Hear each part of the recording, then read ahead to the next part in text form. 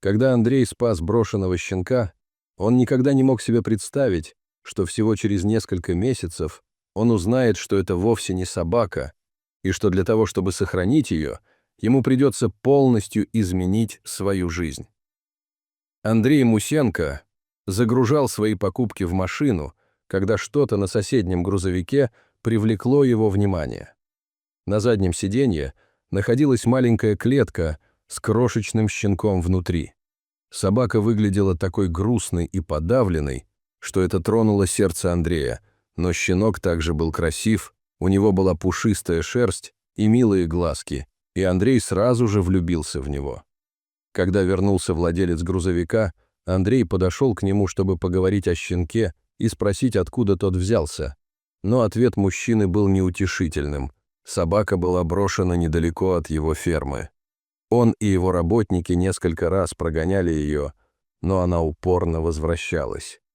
Мимо фермы проходила оживленная дорога, и нежеланных животных часто подбрасывали там. Они не могли оставить всех, но старались найти им новые дома. Но этот бедный щенок разозлил фермера. Должно быть, он был голоден и забрел в курятник в поисках еды. Он задрал несколько кур, остальные тоже погибли от стресса. Бедный фермер не имел много ресурсов, и потеря была для него разорительной. Он хотел избавиться от щенка, но не мог решиться его усыпить. Вместо этого он решил отвезти его в ветеринарную клинику и спросить, могут ли они дешево провести эвтаназию. Это растрогало Андрея до слез. Он не мог позволить усыпить щенка только за то, что тот остался один и голоден, и просто пытался выжить, как подсказывал ему природный инстинкт. Он должен был что-то предпринять, поэтому предложил забрать щенка у мужчины, даже заплатив за него, чтобы фермер мог возместить часть потерь, а взамен получил бы красивого щенка и необходимую компанию. Была выгода для обеих сторон. Мужчина согласился при условии, что больше никогда не увидит собаку на своей земле. Андрей прижал щенка к груди, и тот полностью расслабился. Бедняга, должно быть, был так напуган, и Андрей был рад, что успел его спасти. Теперь ему только нужно было решить, что делать со щенком, которого он не планировал заводить. Он жил в квартире без сада, но в конце концов освободил достаточно места в доме, чтобы щенок мог там играть. Он назвал собаку Акилой, и между ними сразу установилась тесная связь. Андрей не был уверен, потому ли это, что Акила знал, что он его спас, или между ними просто установилась особая связь, выходящая за рамки всего, что он когда-либо испытывал, но он никогда не думал, что собака может стать его лучшим другом. У них было много веселья вместе, но Андрей также должен был убедиться, что Акила получает достаточно физических нагрузок, иначе он мог стать расстроенным и даже слегка разрушительным. Он любил красть у своего хозяина шапки и толстовки, но никогда не был с ними осторожен. Шапки он грыз, а на толстовках просто лежал и спал. Несмотря на энергичность и игривость Акилы, Андрей ожидал, что щенок будет трудно поддаваться дрессировке и послушанию на прогулках. Но Акила, к его удивлению, был спокойным и послушным. Он был доволен идти в темпе Андрея и исследовать окрестные леса. Пока он не видел других собак, тогда он совершенно терял голову. Ему хотелось играть с каждой собакой, которую он встречал, даже с теми, которые не проявляли к нему интереса. Это было мило наблюдать, и люди всегда хвалили Андрея за поведение его щенка. Акила был особенной собакой с множеством талантов. Но была одна маленькая проблема, которую было трудно решить. Он просто не переставал расти. С течением времени он становился огромным, его черная шерсть становилась еще пушистее, и он вырос в красивую, взрослую собаку. Большинство людей его боялись, и их реакции заставляли Андрея задуматься о крупных размерах пса. Он пытался убедить себя, что это нормально для метиса-волка, но даже он вынужден был признать, что немного беспокоится о том, что у собаки может быть гормональный дисбаланс, вызывающий такой рост. Он боялся услышать ответ от ветеринара, но должен был выяснить, что происходит с его лучшим другом. Он надеялся, что все в порядке, и пес просто очень крупный. Но ветеринар сказал совсем не то, чего он ожидал. Андрей пришел в ветеринарную клинику и взял с собой Акилу. Медсестра бросила один взгляд на животное, испуганно вскрикнула. Они попросили перейти в другую комнату, убежденные, что Акила может ранить других животных или людей. Андрей знал, что это не так, но не стал спорить. На тот момент Акиле было всего несколько месяцев, но он уже был крупнее большинства собак крупных пород. Было интересно наблюдать реакции людей на прогулках, когда он хотел подружиться с собаками мелких пород. Андрей вынужден был признать, что у него были подозрения, что Акила не совсем такой, каким он его считал. Он был убежден, что его щенок – потомок 2 чистокровных волкодавов, но спустя месяцы он узнал, что его милый спутник вовсе не собака. Ветеринар рассмеялся, когда вошел и увидел, как Акила сидит позади Андрея, положив свою огромную голову ему на плечо. Парнишка явно обожал своего хозяина. Но все изменилось в следующие несколько мгновений. Хорошая новость заключалась в том, что у Акилы было отличное здоровье, и с ним все было в полном порядке. Другая новость состояла в том, что собака на самом деле была волком, а именно чистокровным канадским черным волком, в чьей родословной не было никаких собак. Почему и как он оказался брошенным возле земель фермера, было загадкой. Возможно, его стая оставила его позади по какой-то причине, или кто-то попытался забрать волчонка домой, но вскоре понял свою ошибку. Так или иначе, их пути пересеклись с Андреем, который несколько месяцев выращивал его как своего милого щенка. Сказать, что Андрей был шокирован, ничего не сказать. Акила никогда не проявлял агрессии, и кроме предпочтения мяса сухому корму, он никогда не подозревал, что тот необычная собака. Хотя Кила и был ручным, но не было никакой возможности, что он сможет выжить в дикой природе, если Андрей выпустит его на волю сейчас. В то же время он не мог продолжать обращаться с волком точно так же, как с собакой. Это были не совсем плохие новости, но они изменили их жизни. Ветеринар сообщил Андрею, что тот должен связаться с местными службами охраны дикой природы, но он не был уверен, что они решат в этой ситуации. Андрей жил в городе, в жилом доме, и это совершенно не подходило для содержания волка, тем более такого размера, как Акила. Он жил в чьем-то заднем дворе, гуляя среди людей и играя с домашними животными и детьми, которые были во много раз меньше его. Андрею нужно было внести изменения в свой образ жизни, если он хотел оставить своего лучшего друга с собой. И вот, спустя несколько дней, к ним приехал местный инспектор по охране дикой природы. Он должен был решить, конфисковать ли волка или разрешить Андрею оставить его у себя. Как только он увидел невероятную связь между мужчиной и волком, он не смог отрицать ее и решил не разлучать их, если это возможно.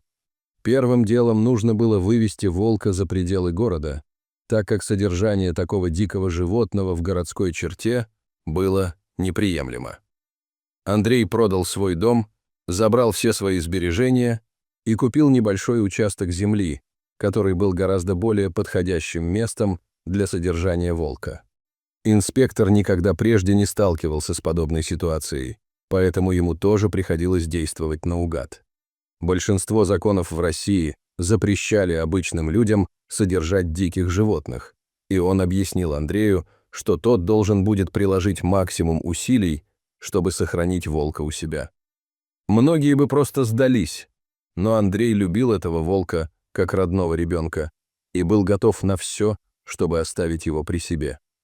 Одна только мысль о том, что Акила окажется в приюте или в другом доме и больше никогда не получит ласки, леденила его кровь.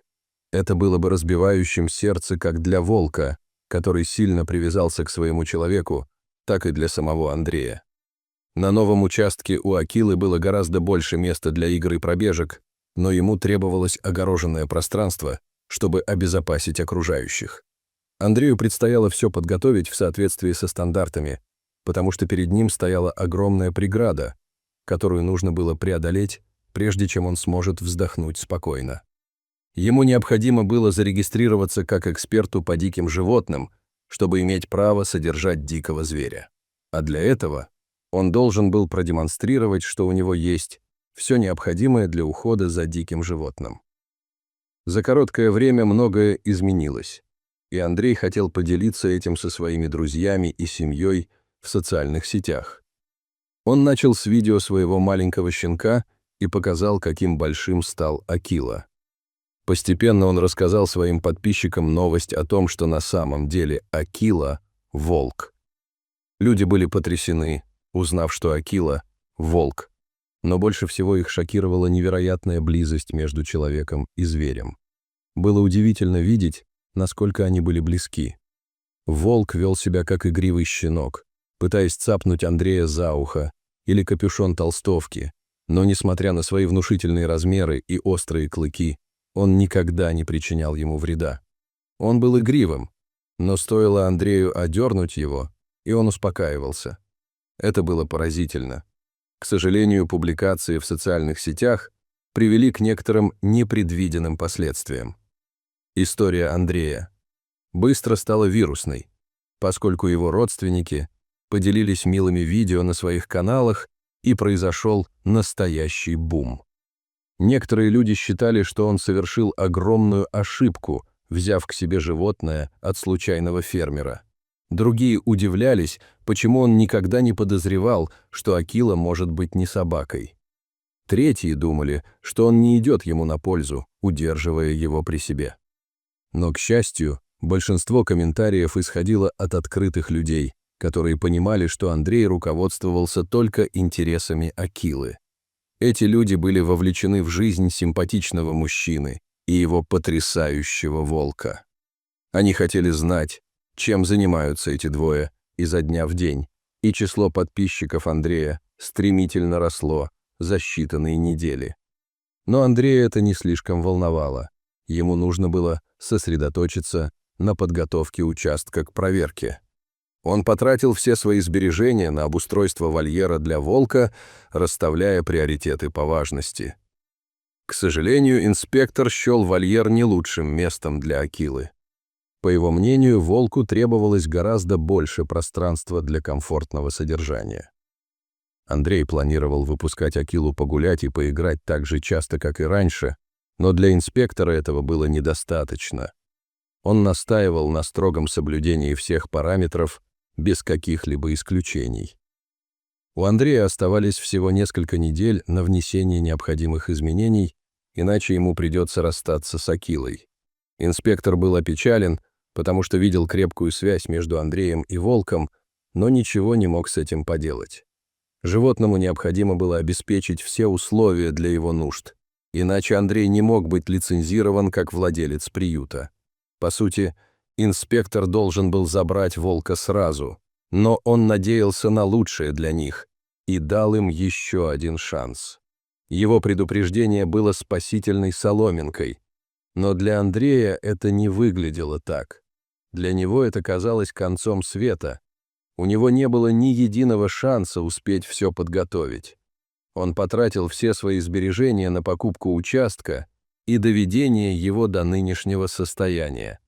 На тот момент он все еще работал в городе, но этого было недостаточно для проведения всех необходимых доработок.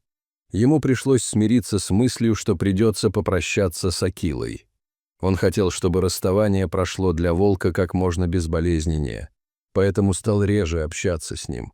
Но это разбило сердце их обоих. Акила впал в депрессию из-за того, что его друг больше не играл с ним, а Андрей не знал, что делать. Волк был слишком привязан к нему. Сможет ли он выжить, если его заберут от единственной семьи, которую он когда-либо знал? Андрей не знал и начал серьезно болеть от всех этих тревожных мыслей. Однако случилось нечто невероятное, что изменило все. Один из друзей Андрея прокомментировал одну из его публикаций, рассказав о трудностях, с которыми он столкнулся. Люди объединились, чтобы помочь ему. Все хотели знать, куда можно перевести средства для строительства необходимых объектов.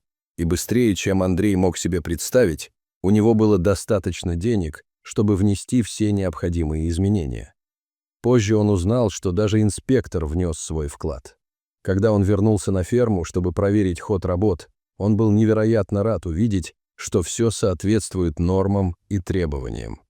Он никогда еще не был так счастлив сообщить кому-либо хорошие новости. Андрей сможет сохранить своего волка на всю оставшуюся жизнь. Молодой человек ликовал, а его онлайн-сторонники радовались вместе с ним. Андрей вновь стал проводить много времени с Акилой, укрепляя доверие между ними. Зная, что у него есть все необходимые документы для ухода за своим другом, он мог, наконец, сосредоточиться на правильной дрессировке. Но на этом он не собирался останавливаться. Хорошо, что он смог обеспечить дом Акиле, но после того, как его отношения с волком вдохновили его на большее, он понял, что есть еще много других животных, которым нужна помощь. Андрею просто требовались ресурсы для этого.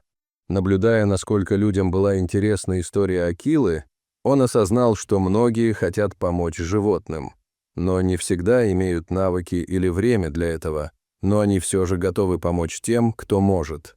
Поэтому Андрей начал изготавливать сувенирную продукцию с Акилой и продавать ее онлайн. Также были люди, желавшие внести свой вклад в заботу о волке и других животных, и он с благодарностью принимал их предложения. Но это было не все. Люди знали о его природном таланте обращаться с животными, поэтому каждый раз, когда поступали сообщения о волках или гибридах волка, нуждающихся в помощи, ему звонили в первую очередь. И Андрей не мог отказать ни одному животному в помощи. Дополнительным бонусом было то, что Акила обзавелся друзьями, с которыми мог играть.